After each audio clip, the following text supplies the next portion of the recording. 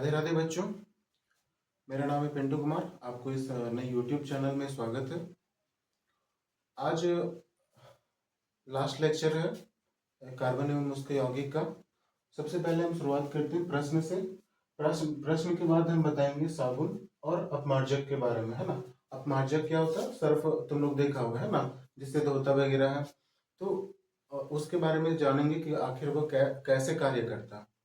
लेकिन उससे पहले हम लोग स्टार्ट करते हैं प्रश्न से।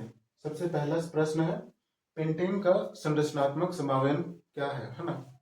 कितने हो सकते हैं ये पूछा गया। तुम लोगों को पता होगा वैसे यौगिक जिनका सूत्र एक समान हो लेकिन संरचना अलग अलग हो, है ना, तो उसको क्या बोल रहे थे? संरचनात्मक समावयन बोलते थे, है ना।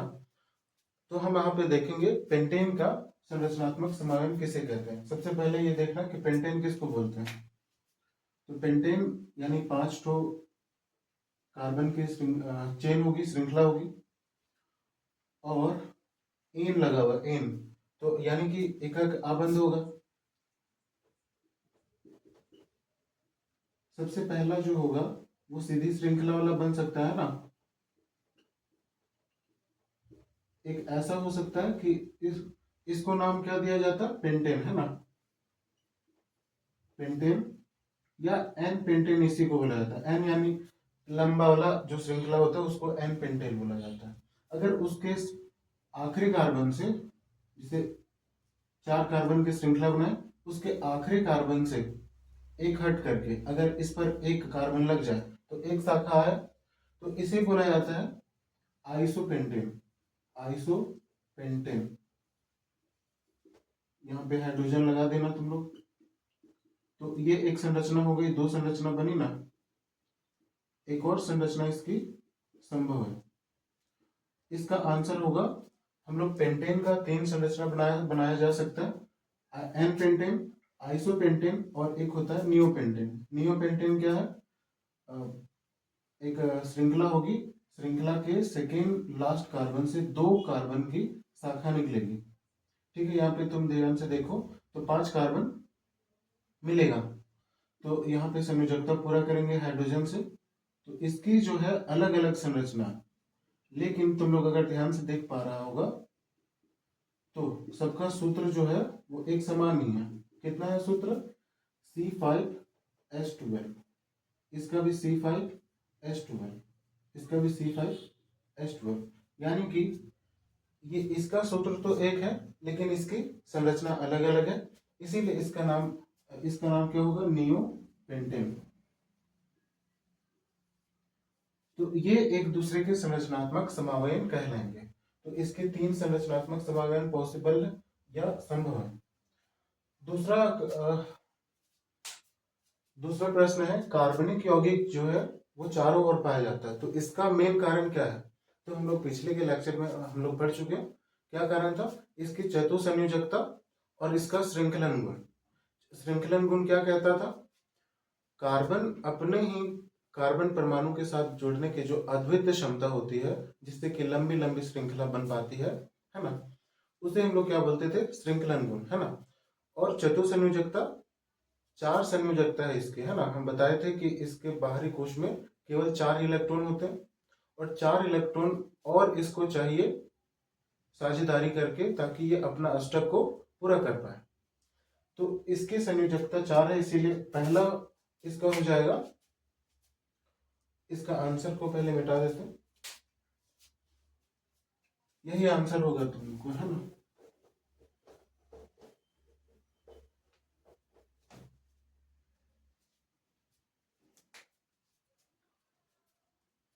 दूसरा है, पहला गुण हो जाएगा श्रृंखलन गुण, श्रृंखलन, और दूसरा गुण है चतुसंयोजकता।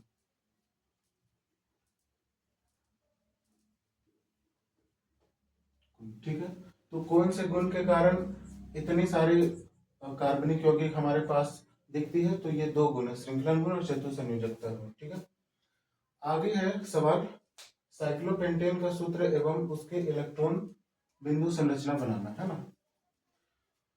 तो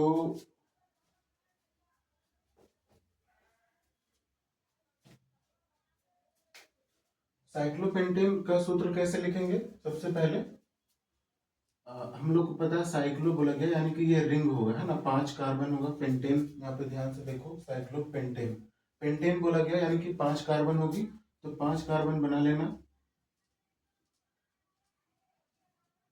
ठीक है, एक दूसरे को मिला देना, ये साइकिल बन गया, है ना। अब इसकी संयोजकता को जब पूरा करेंगे हाइड्रोजन के माध्यम से, तो ये बन जाएगा तुम्हारा साइक्लोपेंटेन। ये तो हो गई इसकी संरचना। अब इसकी इलेक्ट्रॉन बिंदु संरचना क्या होगी? तो देखो बहुत आसान है ये, सबको पता है कि कार्बन के बाहरी कोश में 4 इलेक्ट्रॉन होती है,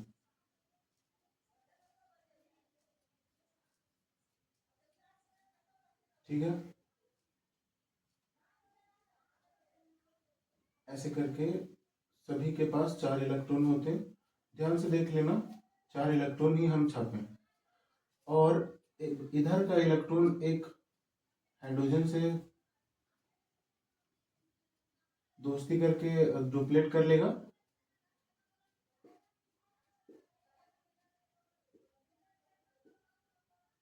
ऐसे करके बना लेगा,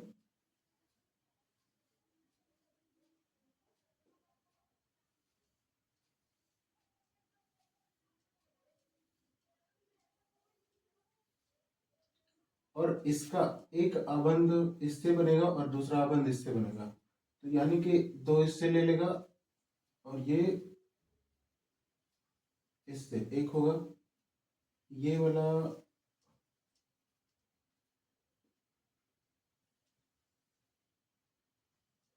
ठीक है। इसी प्रकार से ये इससे संयोजकता को पूरा करेगा, ये इससे पूरा करेगा, और ये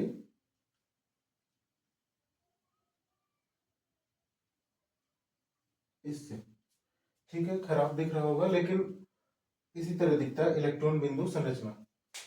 इसको कॉपी में और सुंदर बनाया जा सकता है, बड़ा बड़ा, है ना।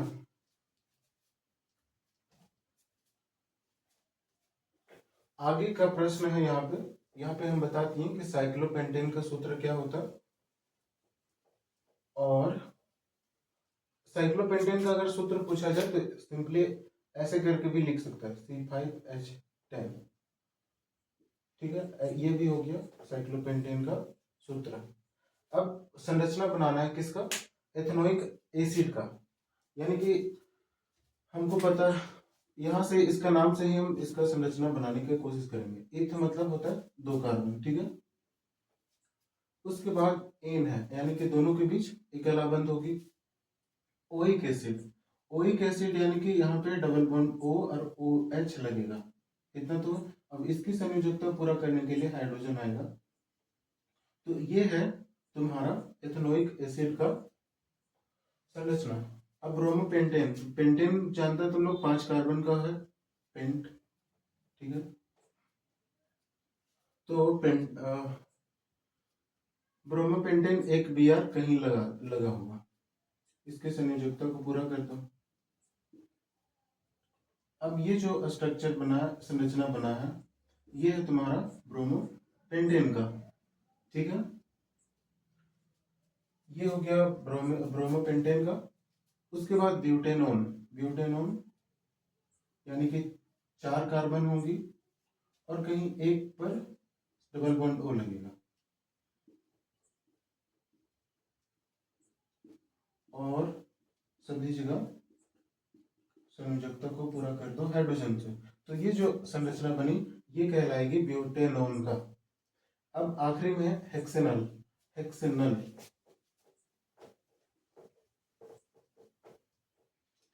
हेक्सेनल क्या होता है? 6 कार्बन, हेक्स मतलब 6 कार्बन होता है ना, तो 6 कार्बन एन लगा हुआ यानी कि सभी के बीच एक आबंधी होगी,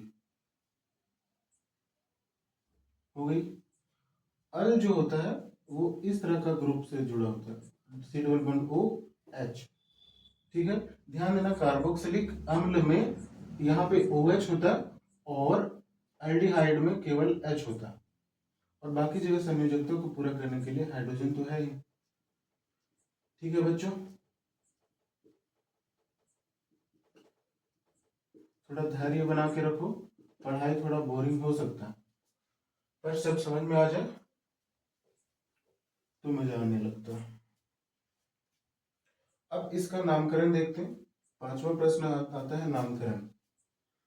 इसका नामकरण पूछा गया CH3 CH2 Br।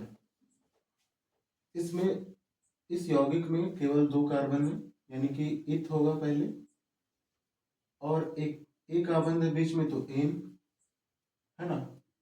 और Br आता है इसके लिए उपसर्ग। उपसर्ग और प्रत्यय जानता ही होगा, उपसर्ग आएगा इसके लिए। उपसर्ग यानी पहले लगने वाला, तो ब्रोमो इसके लिए आता है, ब्रोमो। तो इसका आंसर आएगा ब्रोमो इथेन। उसके बाद है ये इस तरह का है कुछ, इसको ध्यान से देखो। ये है अल्डिहाइड ग्रुप है ना, अल्डिहाइड ग्रुप यानी अल्डिहाइड समूह है। इसके लिए प्रत्यय लगता है अल, तो एक ही कार्बन यहाँ पे मिथ हो जाएगा और साथ में एन लगेगा, प्लस अल लगना था यहाँ पे, लेकिन अल जो है वो ए जो है वो भी स्वर है और ये ई है वो भी स्वर है, तो एक ई जो है वो खत्म हो जाएगा और आंसर आएगा तुम्हारा मिथेनल। ठीक है, आसान था। एक आखिरी है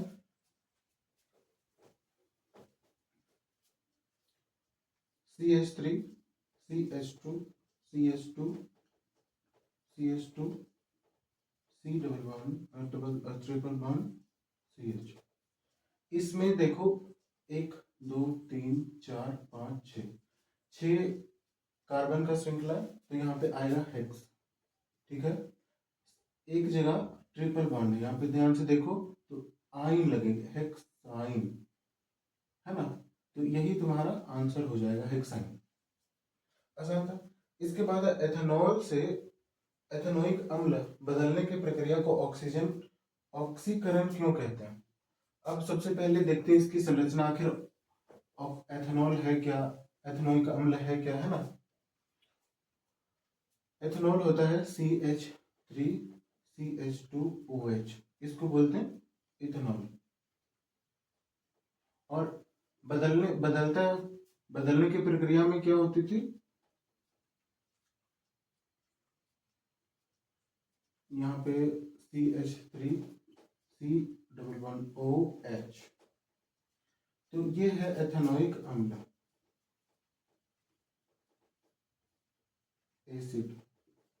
तो ध्यान से देखो यहाँ पे चूंकि ऑक्सीजन का जुड़ाव हो जा रहा है और हमको पता है पहले के अध्याय में हम पढ़ चुके हैं कि किसी यौगिक में ऑक्सीजन का जुड़ना वह ऑक्सीकरण कहलाता है। ठीक है, तो यहाँ पे भी ऑक्सीजन का जुड़ाव हो गया, यहाँ पे एक ऑक्सीजन था, यहाँ पे 2 ऑक्सीजन है, तो ऑक्सीजन के जुड़ने की वजह से इस अभिक्रिया का क्या नाम हो गया, ऑक्सीकरण अभिक्रिया। ठीक है, तो ये अभिक्रिया ऑक्सीकरण अभिक्रिया क्यों कहलाए, क्योंकि इसमें ऑक्सीजन का जुड़ना हुआ है ना। आगे का सवाल है इथाइन। देखो तुम लोग वेल्डिंग की दुकान पर गया होगा, वेल्डिंग की दुकान पर होता क्या है, कभी कभी एक तार होता है उससे भी वेल्डिंग करता है, और कभी कभी ऐसा पदार्थ होता है जिसको वेल्डिंग करने के लिए एक गैस जैसा कुछ होता है, गैस को जला करके एक तार को पिघलाते हुए उसको वेल्डिंग करा जाता है। तो वो गैस क्या होता है, वो गैस होता है इथाइन। इथाइन कहाँ से निकलता है, कैल्शियम कार्बाइड का नाम सुना होगा। कार्बाइड वही चीज है जो दुकान में मिलता है फल को पकाने के लिए, जो तुम लोग यूज भी किया होगा है ना कभी। तो वो उसको अगर पानी में जब डाला जाता है तो उससे अभिक्रिया होकर के एसिड इथाइन गैस का प्रयोग करा जाता है। इथाइन गैस उससे बाहर निकलता, और वो इथाइन गैस जो है वो अगर वायु के संपर्क में आए, हमको पता है ऑक्सीजन वायु में केवल 20% ही है, तो अगर सिर्फ और सिर्फ वायु दें तो अपूर्ण दहन की वजह से वो पीला कलर का ज्वाला निकलेगा और उसका उपयोग अच्छा से नहीं हो पाएगा। लेकिन अगर हम उसको ऑक्सीजन के साथ जलाएं, ठीक है, ऑक्सीजन के साथ जैसे जलाएंगे तो उसके ऑक्सीजन की आपूर्ति बढ़िया से होगी और वो पूर्ण दहन होने की वजह से अधिक ऊष्मा दे पाएगा।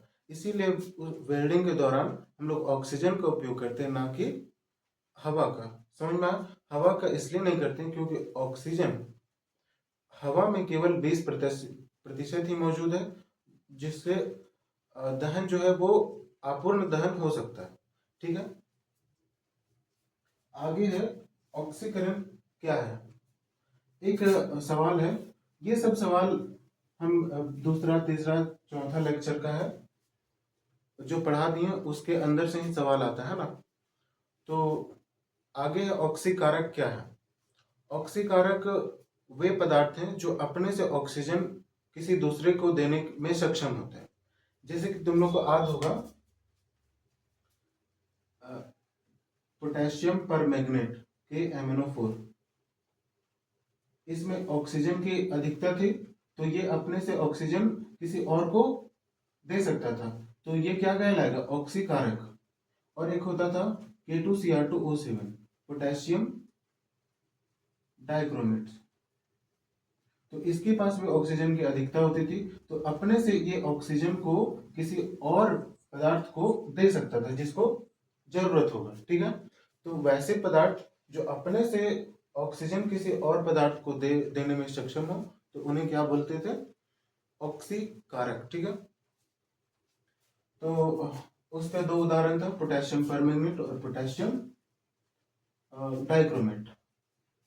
ठीक है, उसके बाद एक आता है एथेनॉल और एथेनोइक अम्ल में अंतर का विधि बताएं। ठीक है, तो अगर हम पिछले क्लास में ही पढ़े कि एथेनॉल किसको क्या होता है, पीने से क्या होता है, एथेनोइक अम्ल कहाँ पे उपयोग करा जाता है।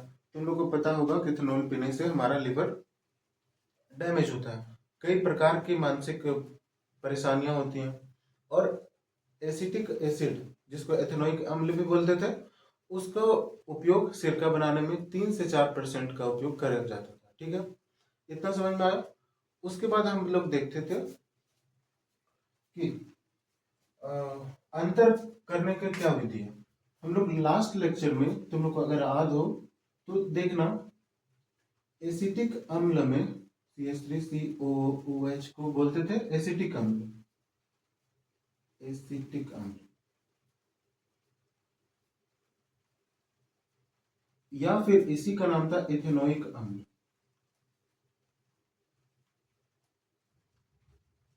एथेनोइक अम्ल या एसिटिक अम्ल, इसमें जब हम लोग हाइड्रोजन कार्बोनेट मतलब धातु कार्बोनेट HNA2CO3 या फिर NaHCO3 यानी कि धातु कार्बोनेट का जब मिलावट करते थे या धातु हाइड्रोजन कार्बोनेट को डालते थे, तो होता क्या था?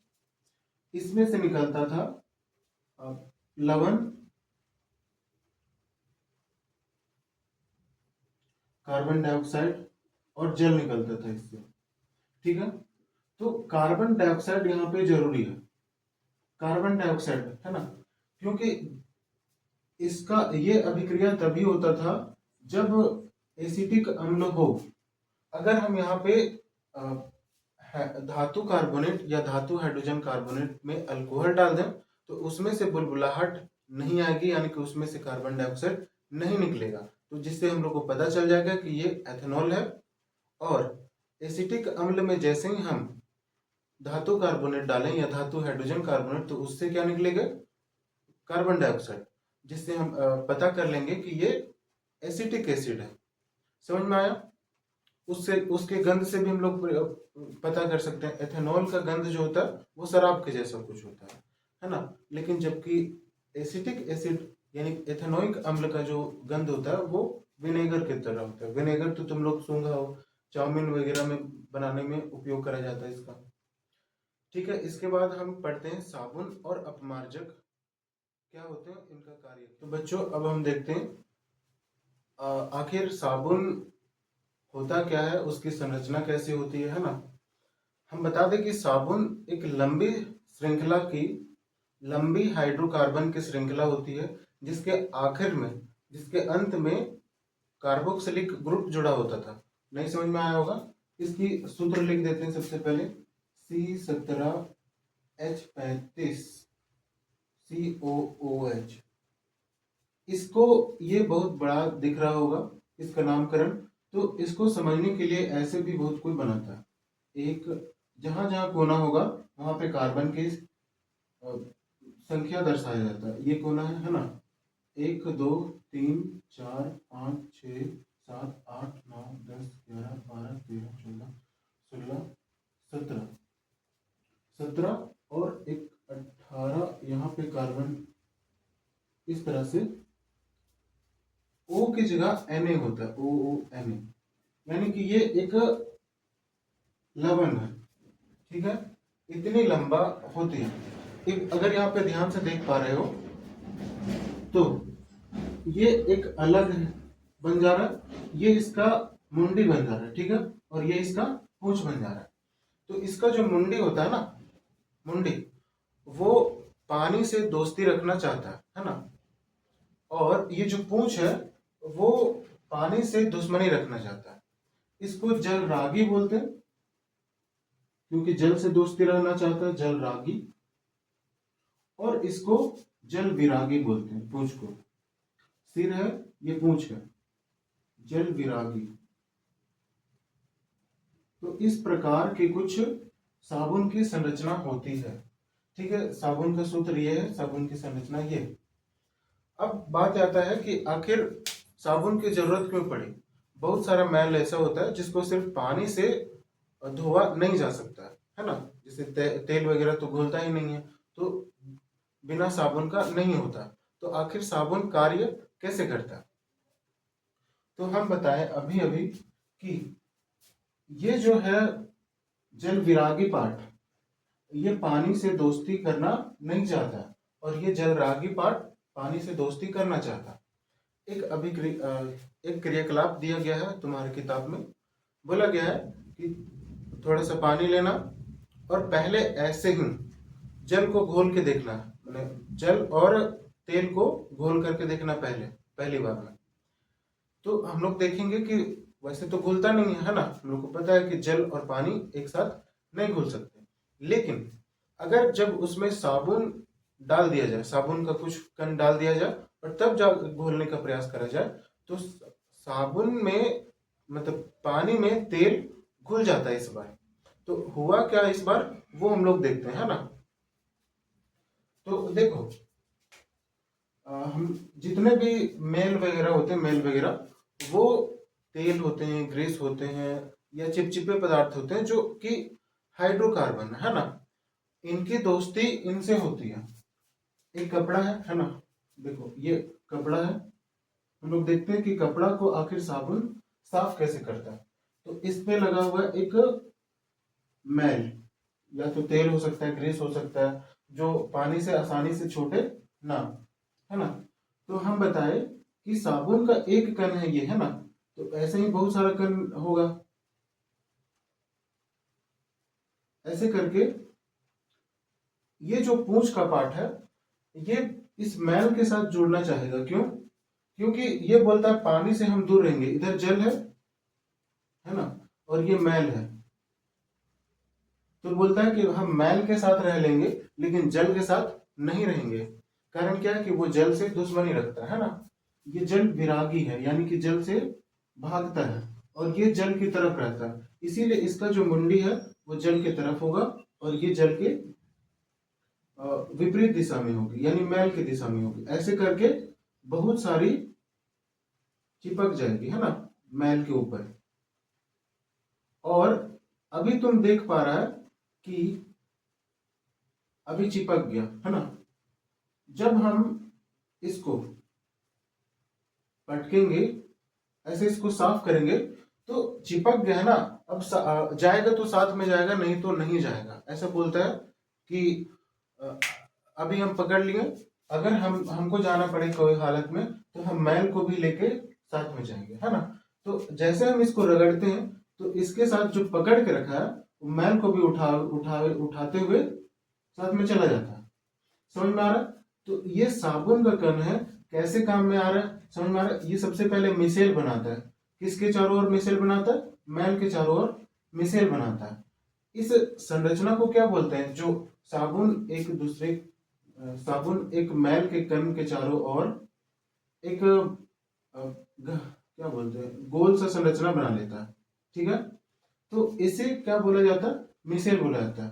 तो साबुन कैसे काम करता है? मिसेल का निर्माण पहले करता है, उसके बाद मैल को साफ कर पाता है। ठीक है, तो ये था साबुन को काम करने का प्रक्रिया। अब थोड़ा सा बताते हैं सर्फ। सर्फ और साबुन लगभग लगभग एक ही जैसा होता है। अंतर होता है ये कि कठोर जल, तुम लोग जल के बारे में नहीं पढ़ा होगा। जल जो होता है वो दो तरह का जल होता है, एक होता है कठोर जल, एक होता है चिकनी जल। अंतर क्या है इन दोनों में? कठोर जल में कैल्शियम और मैग्नीशियम के आयंस होते हैं, जो हम लोग अगर डायरेक्ट पीते हैं तो उनकी कमी को हमारे शरीर में पूरा करती है। लेकिन चिकनी जल में ये सब नहीं होती है। कुआं का जल या नल का जल तुम लोग उपयोग में लाता है पानी पीने के लिए, तो उसमें ऐसे पानी गिराएगा तो छट छट छट छट करके आवाज निकलेगा, है ना। और अगर तुम सैंपल का पानी को गिराएगा, है ना, तो एकदम स्मूथ सा गिरेगा। तो वो एक जल को कठोर से वो चिकना बना दिया, यानी मुलायम बना दिया। ठीक है, जल को सैंपल या सर्फ क्या करता है? मुलायम बना देता है। सर्फ पानी को एक बार गिरा के देखना तो एकदम स्मूथ सा गिरेगा, एकदम बिना आवाज किए हुए। और नल का जो जल होता है वो छट छट छट करके आवाज करके गिरता है। ठीक है, तो हार्ड मतलब कठोर जल क्या होता है? उसमें कैल्शियम और मैग्नीशियम के आयन जो होते हैं वो अधिक पाए जाते हैं, जिनके कारण उनका जो प्रकृति होता है वो कठोर हो जाता है ना। और वैसे जल जिनमें ये आयन नहीं पाए जाते उनको मुलायम जल हम लोग बोलते हैं। ठीक है, तो हम अभी ये क्यों बताएं? क्योंकि यहाँ पे हम बताने वाले साबुन जो है वो अच्छी तरह से कठोर जल में काम नहीं कर पाता। तुम लोग नल का जल में कपड़ा धोया होगा, तो जैसे ही कपड़ा खंगारने जाता है तो वो अ, थक्का था एकदम। साबुन को का धोया हुआ कपड़ा तुम लोग देखना, वाइट वाइट सा रह जाता है ना, उसके ऊपर निछेप रह जाता, वो थक्का जैसा रहता है ना, वो कोई काम का हुआ ही नहीं। यहाँ पे हो क्या रहा है, हम थोड़ा सा बताने का प्रयास करते हैं। देखो ऐसे करके था, यहाँ पे क्या था? C double bond O, O N A. जल में जाते के साथ ये बाहर हो जाता है, ये बाहर हो जाता, यहाँ पे एन ए इधर आ जाता, ये अलग अलग हो जाता है। लेकिन अगर हार्ड वाटर रहे, यानी कि कठोर जल रहे, तो यहाँ पे होगा ये कि कैल्शियम और मैग्नीशियम का आयन जो है वो इससे, यहां से ये भागा, है ना, आयन को भगाएगा तभी ये काम कर पाएगा, है ना। और भगाया तो ये इसके साथ चिपक गया। यानी कि जब तक कैल्शियम आयन इससे जब तक कैल्शियम आयन कठोर जल में रहेगा, ये साबुन को काम करने नहीं देगा। ये इससे चिपक जाएगा, ये इससे चिपक जाएगा, सी डबल बॉन्ड ओ ऐसे करके बना लेगा। ठीक है, और यही जो है वो थक्का के रूप में व्हाइट व्हाइट कलर का दिखता है। ठीक है, वो जो थक्का के रूप में दिख रहा है ना, जो कपड़े के ऊपर कभी कभी रह जाता है, वो साबुन का ही होता है। ध्यान से सुनना, साबुन का ही होता है, शैम्पुल का या फिर सर्फ का ऐसा नहीं होता है ना। तो साबुन जो है वो कठोर जल में अच्छी तरह से कार्य नहीं कर पाता है। कारण क्या है? कि उसमें कैल्शियम और मैग्नीशियम आयन उपस्थित होते हैं कठोर जल में। लेकिन हम बोले कि जब एक ही तरह का सर्फ यानी कि अपमार्जक और साबुन एक ही तरह का चीज है, तो अपमार्जक में ये चीज लागू क्यों नहीं होती, है ना। तो थोड़ा सा अपमार्जक के बारे में देख लेते हैं, पहले इसको मिटा लेते हैं। अपमार्जक, अब हम देखते हैं अपमार्जक के बारे में। अपमार्जक कुछ नहीं, इसको सर्फ आम भाषा में बोला जाता, मतलब सर्फ एक्सेल आजकल तो इतना फेमस कंपनी की उसी के नाम पर आजकल वो अपमार्जक को भी सर्फ के नाम से जाना जाता है ना। तो देखो, अपमार्जक का सूत्र ये होता है इसकी भी लंबी श्रृंखला होती है, लेकिन इसके लास्ट में इसका आंसर है। जहां पे ये पानी से जो अटैच होने वाला पार्ट है, हम बोले थे कि ये इसका हेड पार्ट है, यानी कि सिरा वाला क्या बोलते हैं इसको, सिरा वाला भाग है ये, और ये पूंछ वाला भाग है ना। तो यहीं पे सिर्फ अंतर है, इधर सेम टू सेम है, यानी कि मैल पर इधर जो काम करेगा वो साबुन के जैसा ही काम करेगा। लेकिन बात यहाँ पे हम बताना चाह रही है कि कैल्शियम आयन, हम इसको बोले थे कि जब हम साबुन का उपयोग कर रहे थे तो उसमें कैल्शियम और मैग्नीशियम आ रही थी, तो होता क्या था कि ये वाला पार्ट है वो बाहर निकलता था और इसके जगह पे कैल्शियम आ जाता था, ठीक है। लेकिन यहाँ पे ध्यान से देखने वाला बात यह है कि सर्फ उसको आने ही नहीं देता, समझ में आया। यानी कि कैल्शियम को भगा, मतलब इतना बोलता कि तेरा औकात ही नहीं कि तू मेरे साथ आके जुड़ेगा, है ना। और जब कैल्शियम के साथ नहीं जुड़ेगा तब ये अच्छा से काम कर पाएगा, यानी कि ये कठोर जल रहे या मृदु जल रहे, यानी कि मुलायम जल रहे, दोनों में एक तरह ही काम करेगा। कौन काम करेगा एक जैसा? अपमार्जक। साबुन और अपमार्जक जो है वो, उसका अंतर यही है कि साबुन कठोर जल में अच्छा से काम नहीं कर पाएगा और बहुत ज्यादा हमको साबुन की जरूरत पड़ेगी। क्यों जरूरत पड़ेगी? जब तक उसमें कैल्शियम और मैग्नीशियम के आयन खत्म नहीं हो जाएगी तब तक वो बेकार होते जाएगा, थक्का जमता जाएगा और वो बेकार होता जाएगा। लेकिन सर्फ उस टाइम पर भी यूजफुल है जब हम कठोर जल में भी उसका उपयोग करें, ठीक है, और मृदु जल में भी उसका उपयोग करें, तब भी एक जैसा इफेक्टिव होता है, प्रभावी होता है। समझ में आया ये दोनों में अंतर। उसके बाद इसी के सवाल है एक, देखते हैं। छोटा सा इस टॉपिक का प्रश्न बचा हुआ है।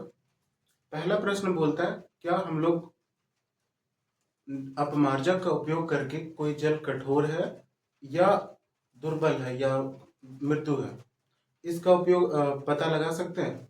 तो इसका आंसर होगा नहीं, हम लोग पता नहीं लगा सकते, क्योंकि अपमार्जक जो है वो कठोर जल तथा मृदु जल दोनों में एक समान रूप से कार्य करता है, ठीक है। तो पहला का आंसर ये हुआ।